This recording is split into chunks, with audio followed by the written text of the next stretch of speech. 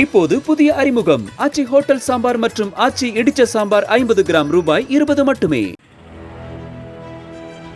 சேலத்தில் மதுபோதையில் சாலையில் நடந்து சென்றவரை தாக்கி பணம், செல்போன் பறித்துச் சென்றதாக துணி வியாபாரி ஒருவர் புகார் தெரிவித்துள்ளார்.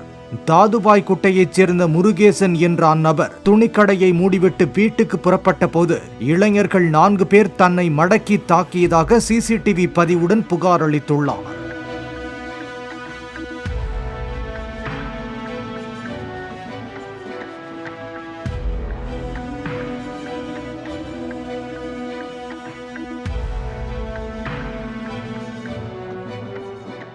இப்போது புதிய அறிமுகம் ஆச்சி ஹோட்டல் சாம்பார் மற்றும் ஆச்சி இடிச்ச சாம்பார் 50 கிராம் ரூபாய் 20 மட்டுமே.